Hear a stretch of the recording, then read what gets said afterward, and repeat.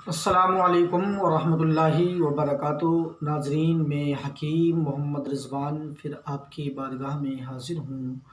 उम्मीद करता हूँ आप सब ठीक होंगे, खैर व आफियत से होंगे।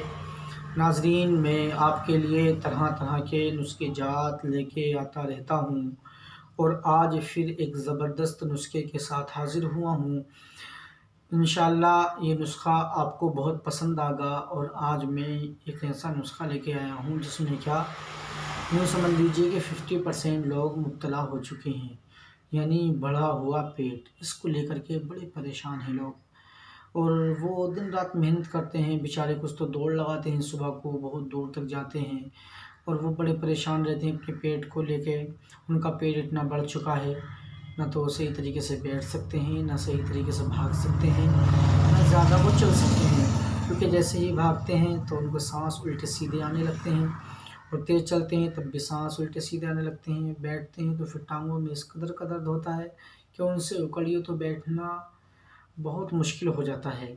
तो नाज़रीन, जिनका पेट लटक गया है, पेट बढ़ रहा है, ठीक है, बहुत ज़्यादा चर्बी आ रही है, आज मैं उन लोगों के लिए एक ऐसा नायाब तोहफ़ा दे रहा हूँ जो बहुत सस्ता भी है और बहुत अच्छा भी है।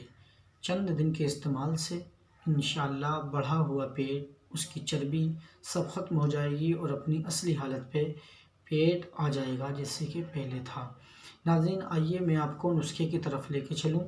उससे पहले आपसे गुजारिश है कि प्लीज़ आप मेरे चैनल को, अगर आप नए हैं तो सब्सक्राइब करें, लाइक और शेयर करें, बेल आइकन को ज़रूर दबाएं ताकि हर आने वाली वीडियो, हर आने वाला जो नुस्खा मैं लेके आता हूँ नया, वो सबसे पहले आप तक पहुँचे, आप उससे फ़ायदा उठाएँ। नाज़रीन, अब आइए मैं आपको बता दूँ, जब पेट बढ़ता है तो इससे कितनी सारी बीमारियाँ जन्म लेती हैं, इसके बारे में हम थोड़ा सा जान लेते हैं। जब हम पे चर्बी चलती है, पेट बढ़ जाता है, ठीक है, तो सबसे पहली बात तो हमारा मैदा ख़राब होने के इम्कान रहते हैं, ठीक है। इसी के साथ साथ लीवर पे भी सूजन आने के इम्कान रहते हैं। इसके साथ साथ जब हमारा पेट बढ़ता है, चर्बी आती है, तो नाज़रीन सबसे जो पुरख़तर बीमारी है वो हमारे अंदर शुगर जन्म ले लेती है, ठीक है। जैसे ही पेट बढ़ना शुरू हुआ, पेट बढ़ता है, आदमी पे मोटापा आया और शुगर ने उसके अंदर अपना घर कर लिया, ठीक है। अभी शुगर एक ऐसी बीमारी है जो जानलेवा बीमारी है और इंसान इसमें बिल्कुल बेकार ही हो जाता है, ठीक है। नाज़रीन, तो आपसे गुजारिश है प्लीज़ अपने पेट को ज़्यादा बढ़ना ना दें, अपने मोटापे को नॉर्मल रखें, ज़्यादा हद से ज़्यादा मोटे ना हों। क्योंकि अगर ज़्यादा इंसान मोटा हो जाता है तो फिर उसके अंदर कई सारी बीमारियां जन्म लेती हैं। शुगर के साथ साथ इंसान थायराइड का बीमार भी हो जाता है और थायराइड भी बीमारी कोई जानलेवा बीमारी से कम नहीं है।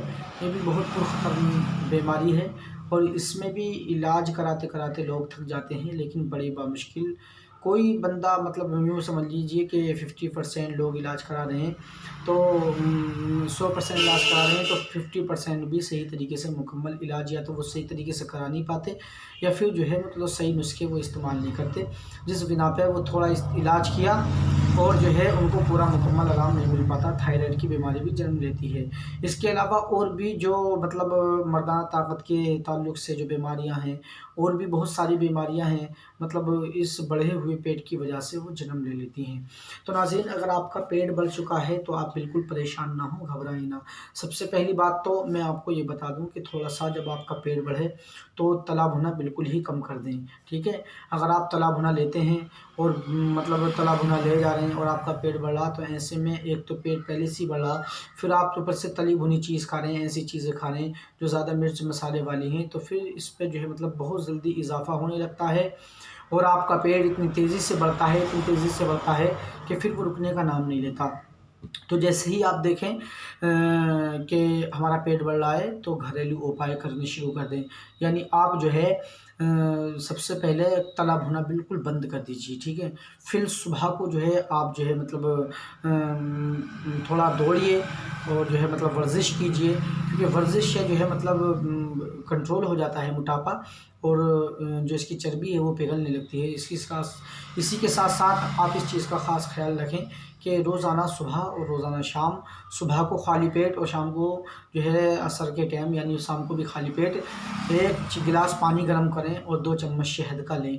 ठीक है, 2 चम्मच शहद उस गर्म पानी में डालें और पी जाएँ उसको सुबह शाम। ठीक है, इंशाअल्लाह इससे आपका पेट बहुत अच्छा हो जाएगा।